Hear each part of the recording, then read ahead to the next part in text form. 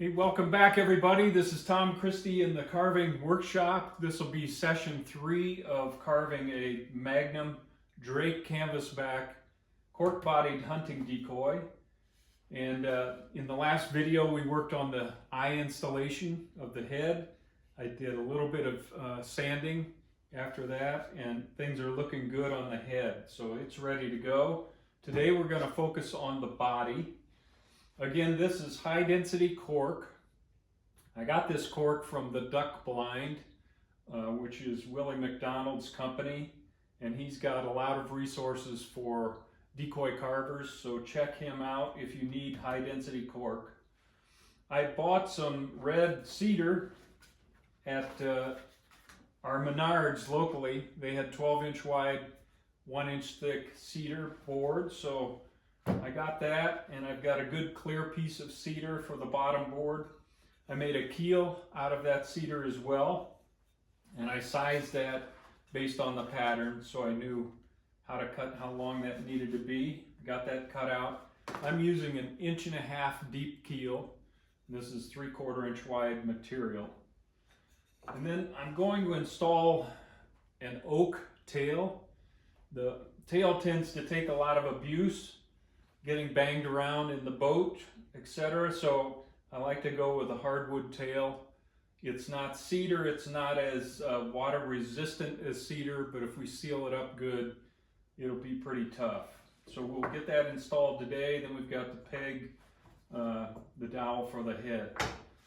In today's video, I'm hoping to get the decoy body bandsawed out, get the tail cut out and installed, start shaping the body. We'll see how far we get with that. Again, I don't want these videos to be too long, so I may break up some of the finishing of the body into another session.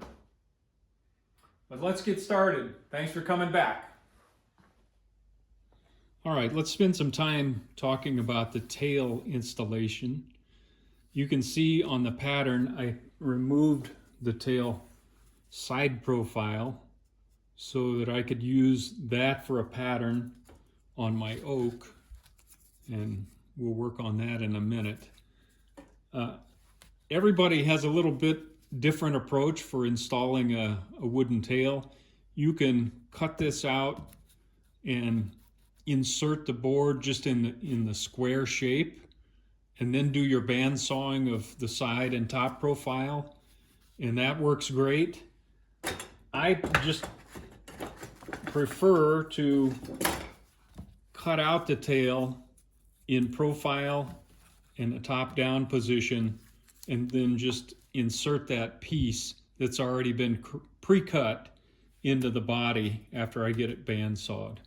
So I'll show you more about that, but there are several different approaches. I'm just showing you one that I use.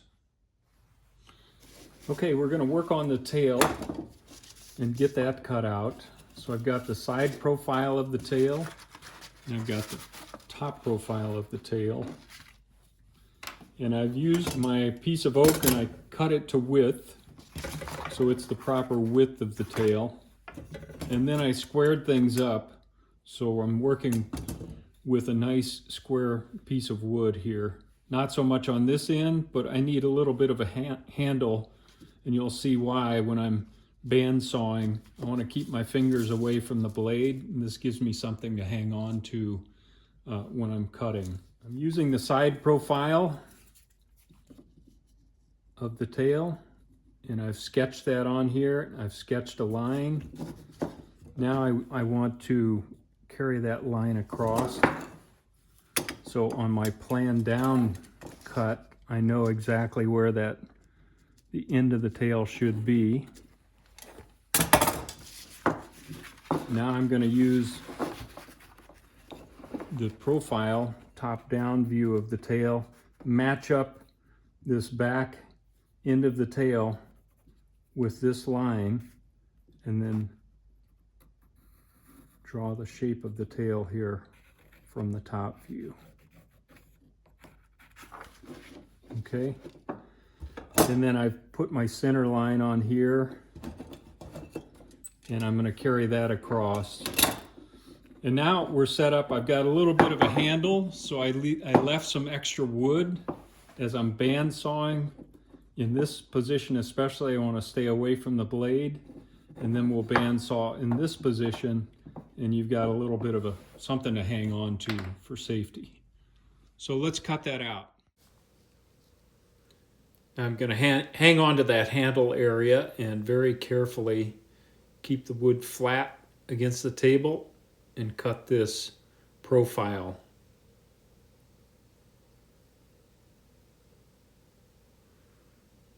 You don't want to rush this. This is a pretty deep cut with oak, so take your time. Now I'm going to stop right there, carefully back out, and go at the top side. Cut that profile.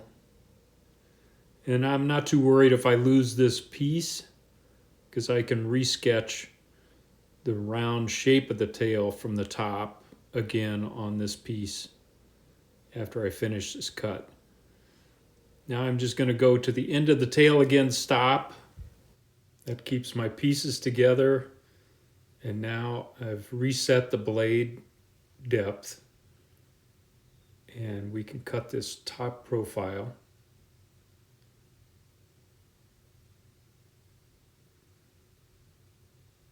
Oak is pretty hard wood, so again, just go slow. I'm going to speed up the video so that you can watch the process but not take too much time.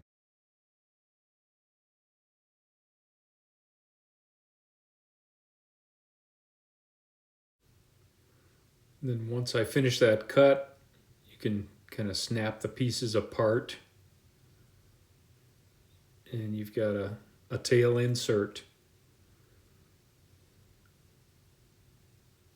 Now I'm going to use my pencil and just kind of give myself a guideline for, we want to maintain the thickness of the tail around the corner there and reestablish the center line where the body's going to interface the tail. After I get the tail cut out, I go back to the pattern, and you can do some minor adjustments of the opening to make sure it matches up nicely with the tail shape that's been cut. So I did a little bit of tweaking to open that up a bit, make sure when I cut the body, the tail's going to fit in there nicely.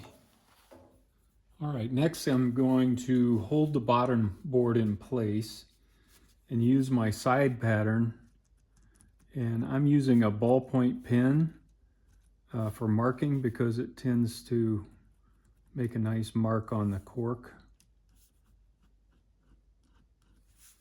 So I'm tracing around my pattern, making sure I'm holding the bottom board in place firmly.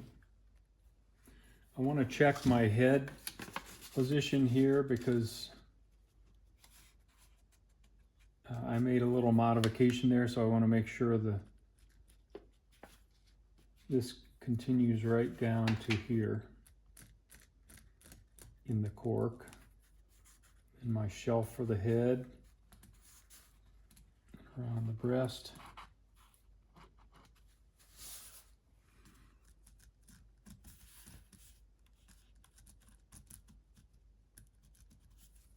Okay, I've got that, and I want to hold this bottom board in position. So what I'm going to do next is drive some screws through the bottom board into the cork, some good long screws, and that'll hold it in position while we bandsaw things out. To minimize the number of penetrations, I want, in the bottom board, I want to line up my keel screws with those screws that I'm going to use to temporarily fasten the bottom board to the cork. So I'm going to do some layout work to position my keel, go ahead and drill holes in my keel, and then I can mark the positions of these screw holes. So again, I'm not driving a bunch of different screw holes through the bottom board.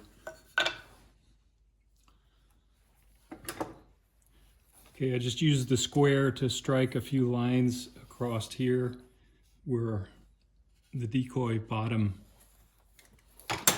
is, and then I'm establishing a center line along the bottom. And I've switched to pencil, working with this cedar, so I don't have ink staining the cedar too much. Now I've got a center line. Now I just want to position my keel on that center line, and we'll drill some keel holes, and then that'll establish where I can do some screw holes to fasten these things together.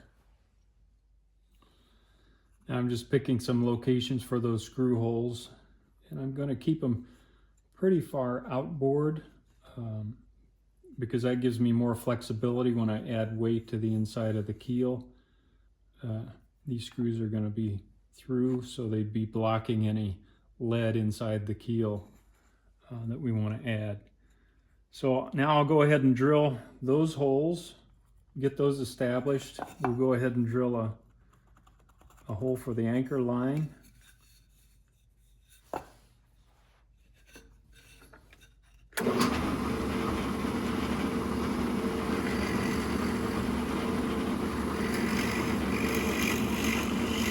I'm drilling 1/4 inch clearance holes.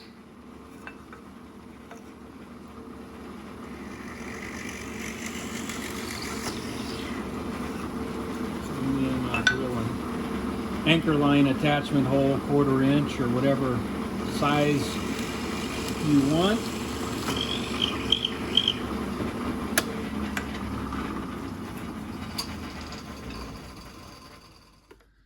Now I'm just going to countersink those holes a little bit for the screw heads.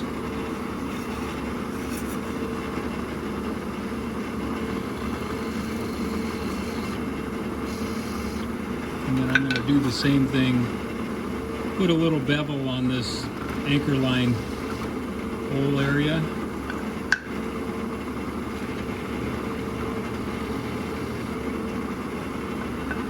Now we're ready to go. Now I can just make sure the keel is centered and use an awl to hit the center of the hole position.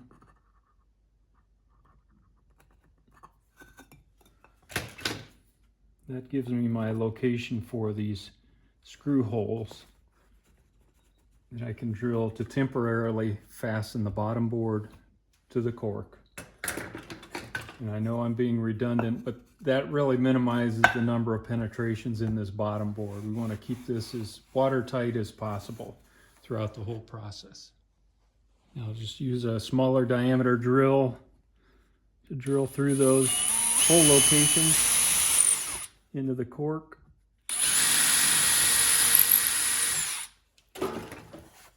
Now we can use our screws to fasten the board to the cork temporarily. And just make sure the board's centered and drive those screws home. Okay, now we're ready for bandsawing. Okay, I lied. We're not ready for bandsawing. We have to draw the top pattern on the top and make sure it lines up with the side pattern. There's one thing I wanted to show you in the tail section that is a little bit tricky. You just have to keep in mind that we have an inserted wooden tail, and I know my center line is right there, and I know that the tail is coming into the body here and here, but it's not going to follow this pattern because that's going to be wood. It's going to follow more this pattern. And just to add to the trickiness, underneath there's going to be a little more material than there is on top. So I'm just going to go right out to the edge here and leave material so we don't cut ourselves short. We can always shorten things up. But that leaves the material under the tail farther than on top of the tail, which is the way we want it. All right, now we're ready to bandsaw. This is a wide decoy. It's going to be about 8.5 inches wide when we're done. So I've got my bandsaw set up pretty high. We're just going to take our time. Same approach cutting out the cork as with the wood.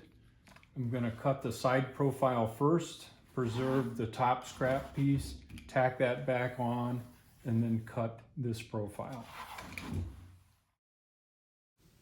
Okay, I'm going to speed the video up 2 times here just so you're aware I'm not cutting this fast. Just take your time. The cork cuts nice, but you still can't push the blade too hard because this is such a deep cut. So take your time.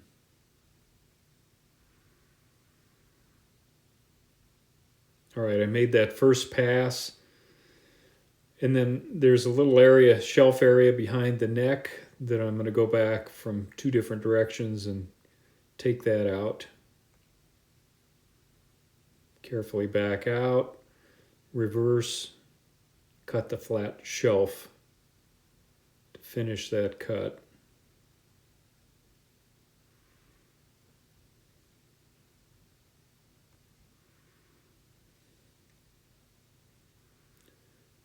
I'm going to cut the front breast area.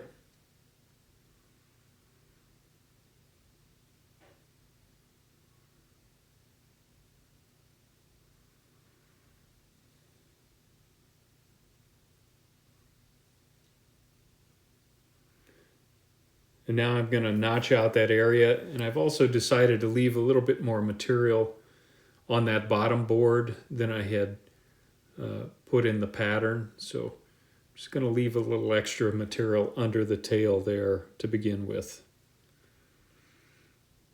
I'm doing 2 cuts here and then going back and very carefully working that back and forth to remove material in that notch area. Again, the cork cuts really nice. It's dusty, so I've got a respirator on and good dust collection equipment attached to the bandsaw. There we go. All right, now I've got that top piece of scrap. I'm going to put it back on. I'm going to make sure I'm aligned properly.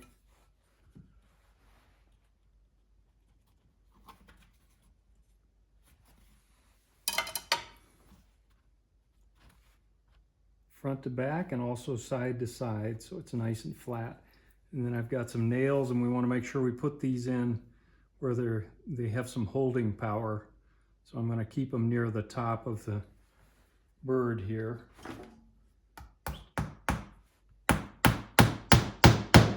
Just going to pound those in.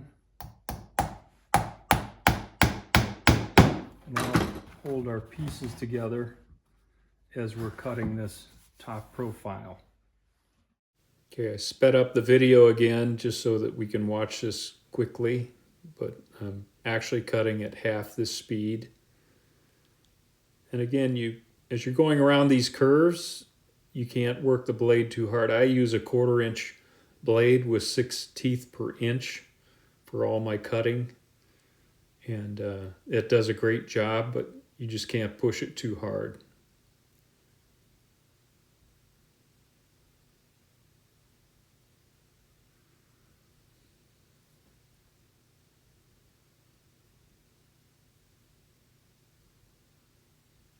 Go at the other side.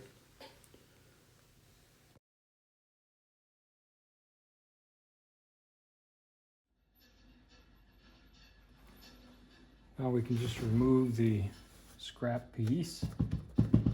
Normally you can just kind of coax those nails out of the cork.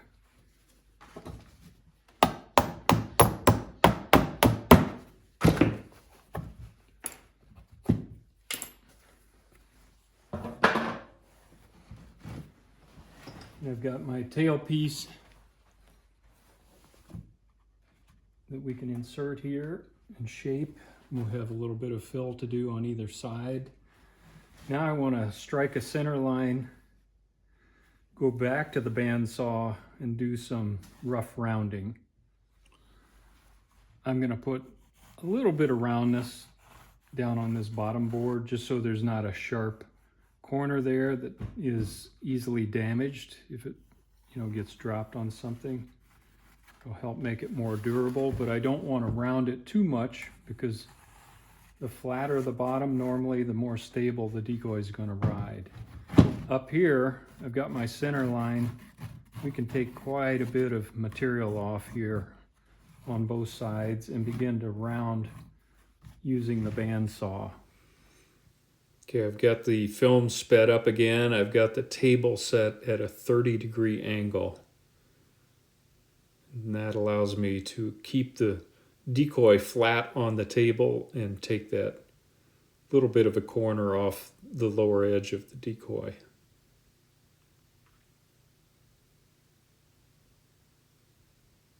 Not taking very much.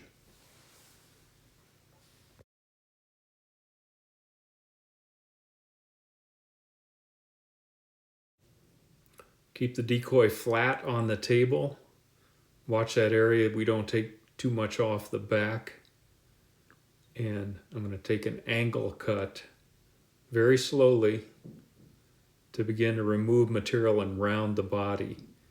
Normally I take 1 or 2 or 3 cuts like this at slightly different angles. Keep the decoy supported on the table. Keep your hands out of the way. And you can remove quite a bit of material so we don't have to grind all of this off.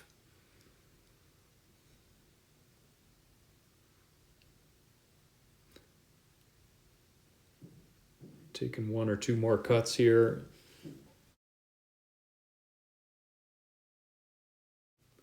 Take a little more material off and then we're going to call that good and do the rest of the rounding with the carving tools.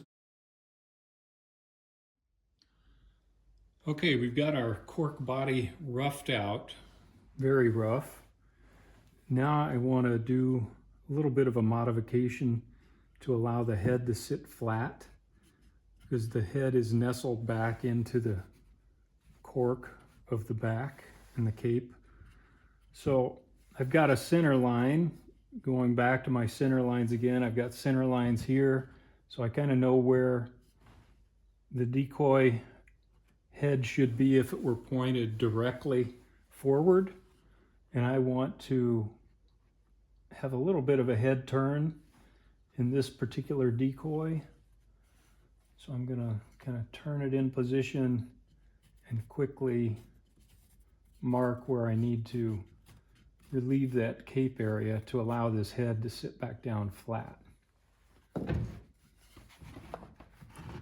Like that. Just another little tip on cork decoys. It's a good idea to keep a little cork dust because I'm going to use this with some epoxy later and use that as a filler around that tail insert. So this nice fine cork dust works great for that. Now I'm going to use the Fordham and cylindrical saber-tooth burr and just very carefully take off that area that I want relieved to allow the neck to sit down flat on that shelf area. Cork carves really quick, so you have to just go at it very gently because it can remove material very quickly with a Fordham.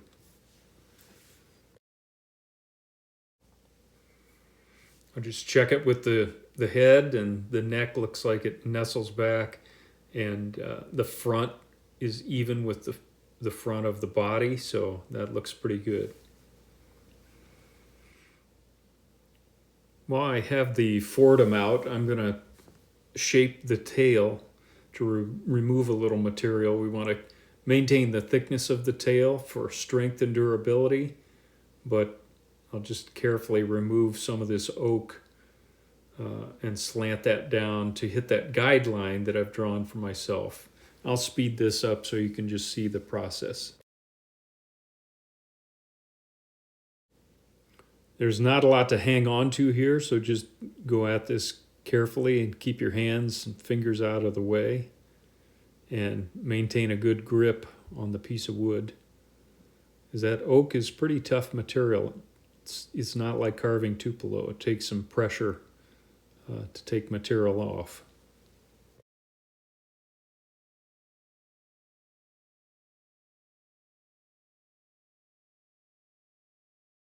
Got that finished up roughly and put it in the body, see how it fits. We've got a little fill to do on the side there, and that's what that cork dust is going to be for.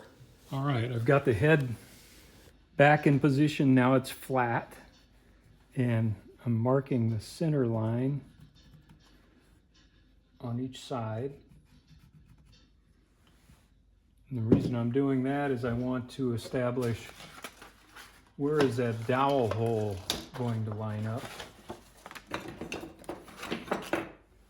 because I want to drill that in the flat on the body as well. So I know the center line kind of runs along that line. And then I'm going to measure back on the center line on the head.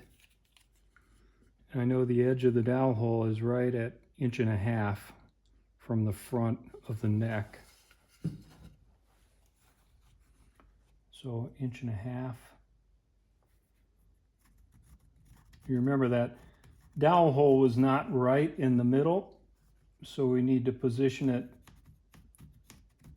once the head position is determined. So I'm going to drill that 3/4 inch dowel hole here and cross my fingers and hope everything lines up the way I plan on it. There's my 3/4 inch dowel location. And while everything is still nice and square, well, I'm going to show you the mistakes too.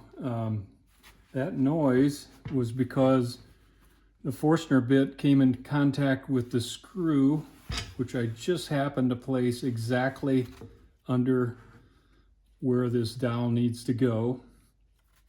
So I'm going to back the screw out, go ahead and drill the hole. Okay, I backed that screw out. The upside of that little mistake is the screw is going to drive right into the dowel, which is not a bad thing. I did want to include that little snafu so that you can avoid the same mistake that I made. All right, let's see how that came out.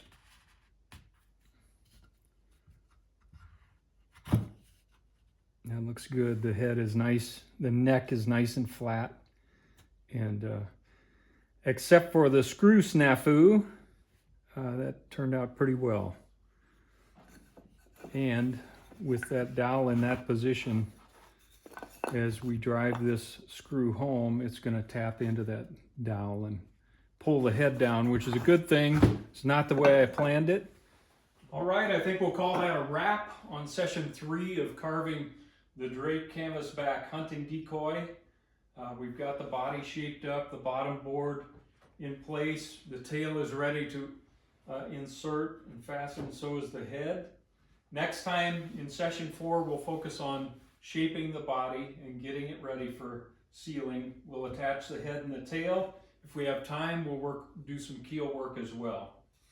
Yeah, I really appreciate the comments, the encouragement, and those of you that have subscribed to the channel. If you haven't subscribed, consider it. If you value the content that I'm putting together, that really helps me out, and that way you'll get notice of any new content that I add to the channel. Until next time, Tom Christie signing out. Good carving to all of you.